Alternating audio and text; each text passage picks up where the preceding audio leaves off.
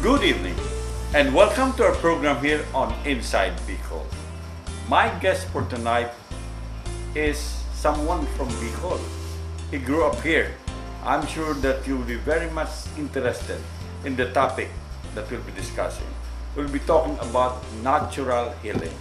Aram ko nagulpi sa Indo, gustong maaraman yan, especially itong may mga hilang, kaya we invited someone who is an expert in this field, no? And we're very glad that despite kang busy schedule niya, he came to Naga to join us. So let me now welcome our guest for tonight, Dr. Jaime Dillaco. Doctor, maray na tinaan mo kami ng oras na maging bisita. Halil ko na actually we've been trying to get in touch with you because I have seen you. You have guested in Manila. You've talked about natural healing. In fact, there were some requests sa mga adigdi na sabi niya, Fred, why don't you also invite si Dr. Dillaco because aramin na ang topic niya is very interesting and makakatabang. Kaya nagpapasalamat kami, Doc, na you gave us this opportunity. Ay, just marvelous man sa imo, Fred, for inviting me. Right. Okay. Now, I'm sure, Doctor, that some of our viewers here would like to know, sinsay si Dr. Jaime Dillaco? I know for a fact that you're a former top executive of the multinational companies. You've been assigned to Peru, Japan, because you have been occupying a high-level position digdi sa mga, big companies. But I'm sure that may mga nagdadalan sa tuya, gusto niyang maaraman, why do you say that Dr. Dillaco is from Naga? Ninuli po, tanamundag ako sa Tabuco.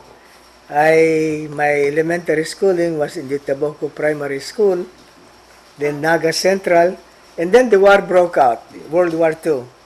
Nagbalyo ko sa Santa Isabel College for grade 6, tama yung eskwela kan panahon nito, public schools were closed. So, sa Santa Isabel for grade 6, pagkatapos kang gera, the first 2 years of high school, sa Camarinesor Public High School, Camarinesor Provincial High School. And then the next 2 years, pagbukas kang Ateneo de Naga, nagbalyo ko sa Ateneo de Naga. And then the next 2 years, pagbukas kang associate college years, first 2 years, duman naman ko. Then I went to Manila, to the Ateneo de Manila.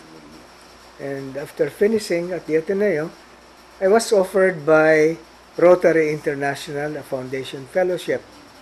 So I went to Chicago, to Evanston, Illinois, studied at Northwestern University, came back, became a reporter for the Philippines Herald, and then I became bureau manager for Asia Newspaper Alliance, which is like A&P, or AP rather, with 60 Asian newspapers.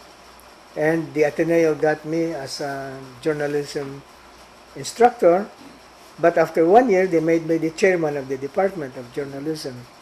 I was only 24 years old at that time. Really? Yeah. I know I was the first non-Jesuit head of a department. Right. Okay. Yeah. Now, a lot of people, especially those in the sabi nga ni sa corporate world, alam niya na you were before very much involved. But now, a lot of people know you more as a doctor of metabolic medicine.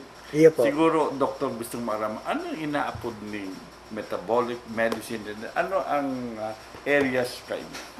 Ang kaibahan po kang metabolic medicine sa conventional medicine, ang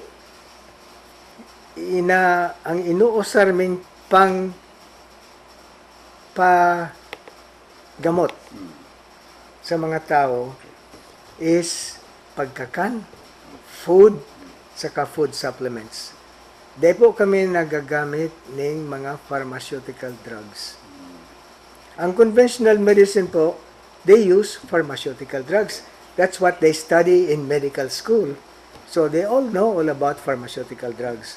Ako po, I know virtually nothing of pharmaceutical drugs. But I know a lot about foods and food supplements. How food can heal. Okay.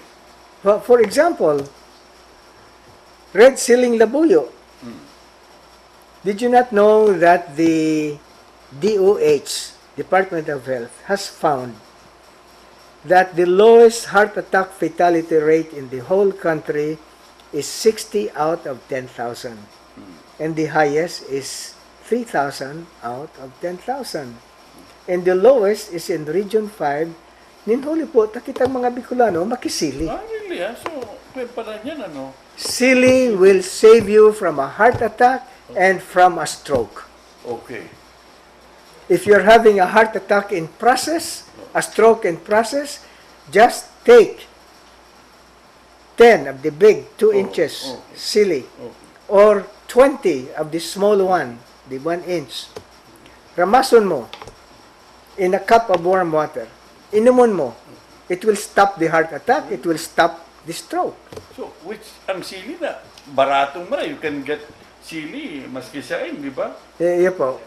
Pero ngunyan, more and more people, not just in Bicol, but in Manila, everywhere where I have had healing missions, are now beginning to eat sili. Okay. In fact, ang susubahan ko sinda, you are now an honorary Bicolano. So, yan lang pala, no, na we have to be proud na bako lang na, although sabi nga ni mahilig sa mangang, but at the same time, preventive, ano? It's not just preventive, it's curative. Curative. Aron kaning sarong madre, Okay. who was assigned 25 years as a medical missionary by the order, Daughters of Charity. Ini sa the same order as yes, okay. as the Mother Seton Hospital. Mother As the, Seton, okay. Pero she's not from here. She's from the Manila chapter of Daughters of Charity. Right. She was assigned 25 years as a missionary in Cambodia and Thailand. Then she was brought back to the Philippines after 25 years to have a heart bypass. Heart bypass. Pero abo siya magpa-heart bypass. Kasi sabi niya, as a registered nurse, I know what they will do to me and I don't want it. They will crack open my ribs and so on. So she went into natural healing. For 6 months, she was eating hilaw na sugo, Hilaw na. pulang siling labuyo, hilaw na saba pero hinog. Ha? Dahil pigluto. Nagiinom siyang tubig na hali sa gripo, bakong hali sa bote. Bakong halos sa bote. Bako po, because the water from in the bottles have parasites. Whereas the tubig from the gripo has none. Saro pa, itong mga tubig na sa bote, they have no minerals. They ko isi kung taon to pig-apod mineral water, but they have no minerals. So there's a misconception. Ang pakaram kang tao, mas maring mag-inom ka itong bottled water. Kaya kung minsan ka sa restaurant, instead na mag-order ng itong tap water lang, bottled water. Ay, ako po, pag apot sa kan waiter, anong gusto mong inumon? Sabi ko, house water. I see. Okay. It has 72 natural minerals. The bottled waters do not have that. Dahil ko isi kung taano ito pig-apod kan mga tao, itong bottled water, mineral water. Mayong minerals yan. Saka ang tubig, may natural affinity for minerals. Kung mayo pong minerals, it will draw minerals like a magnet. Kung siging inom mo ng bottled water, it will strip your body of minerals. I see. You'll become diabetic. Okay. Yeah? So, You'll become anemic Oh. because you'll become minerally These deficient. are the effects. Parang Yeah. epekto yan, ano? Yeah. Okay. Yeah. You will get daling tulak Oo. because the bottled waters are alkaline. Okay. Ang tulak ta ginibok ang mahal na Diyos, acidic. CD. It produces acids to be able to break down and digest foods. Oh, if you drink alkaline water, it suppresses the acids. Okay. You cannot digest the food. Yung ang pagkakanpon din natutunaw, they ferment and generate gas. You will get budal ng tulak. Right. You'll get malnutrition. So talaga pala may, aside from the fact na expensive pa, imagine mabakal ka. It's more expensive than gasoline. It's Yun more po. expensive. Yung Proba- sabagay, you you count- make some computation, you drink a lot Yeah. of water, di ba? Yeah. Na ano dyan. Okay. Let's talk about, nowadays, di ba sa Bicol, even the Philippines, yung dengue. Okay. Ano ang kuyan mo kayan? How would you analyze it? Aram mo po, dengue is now an epidemic throughout the country. Kang year 2012, just during the first 10 months, sabi kan DOH, the dengue cases had increased 26% to 126,000, and 701 people died of dengue. It's an epidemic. Okay. And now, for the year 2013, just last month in the newspapers, an assistant secretary, si Dr. Eric Tayag, was saying that this is the year of the dengue storm. Okay. But nobody needs to die of dengue. In natural healing po, we have a 100% success cure for dengue. What is the cure? Ay, madaling, baratong-barato. Primero, we electrocute the dengue virus. There is a electronic instrument Okay. called the Mako Zapper. It runs 1 milliampere of current through the body. It electrocutes the dengue virus. When I was an acting director general po sa Department of Health, I was then the acting director general of the Philippine Institute of Traditional and Alternative Healthcare of the Department of Health. I was going around the various hospitals, and I would bring this little electronic instrument with me. In Cebu, at the largest hospital there, the Vicente Soto Medical Center, there were 6 dengue patients. One of them was terminal. Already, nagdudurugo na si mata, si talinga, si dungo, si gubos. And there were 5 others who had dengue. I told the doctors to zap them with this electronic instrument 1 hour, every 2 hours, 3 times a day. In 3 days, they all were sent home. Walang mga additional medicine. No, not even blood transfusion. They were all sent home. How does it? And then, in Cagayan Valley Medical Center, when I was there, sa Tuguegarao, sabi si Wokan Chief of Clinic, go kami dyan, 4-year-old girl. Magaganda na sa dengue, end stage na. Okay. Nagdudurugo na. Okay. The platelets had dropped to nearly 10,000. Aram mo po, ang normal ng platelets is 150,000 to 400,000. Kung magbagsak na yan sa dengue, by the time it gets to 40,000, pupo ng kanang blood transfusion. But the blood transfusion does not kill the virus. The only purpose of the blood transfusion is to make you outlive the virus. Sa conventional medicine po, the thinking, the belief, is that viruses are self-limiting. They will die on their own, maski na you don't do anything. Yes. Yeah? So, they give you blood transfusions to make you outlive the virus. But hundreds do not outlive the virus. Really? Yeah? Well, the first 10 months of 2012, 701 died already from dengue, despite the fact that they were being given blood transfusions. So what you're saying is nobody's got to die. No one needs to die of dengue. This has a 100% cure rate. Yeah? That little girl, 4-year-old, after the 3rd day, she was sent home already. Her platelets had risen. Primero, she was in a semi-coma. Huh? She was being given blood transfusion, all kinds of needles here. May nang pag-asa. May nang esperanza. Then I told the doctor, Dr. Molina, you zap her with this instrument, 1 hour, every 2 hours, 3 times a day. After the 2nd hour, the girl woke up. The bleeding stopped. The hospital took a CBC. The platelets had risen from 10,000 to 68,000. On the 3rd day, I was back in Manila. I got a text from Dr. Molina saying, We are now going to discharge her because her platelets are now 246,000. Is that available here in Bicol, the equipment you're Oh, talking? yes. Oh, really, Yes.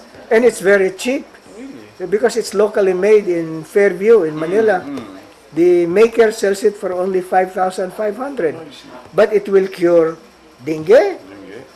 TB, AIDS, anything that's caused by a virus. It will cure Hepa B, Hepa C, chicken pox. Just last night, yesterday, there was a man who said, my son, 10-year-old son, has the chicken pox.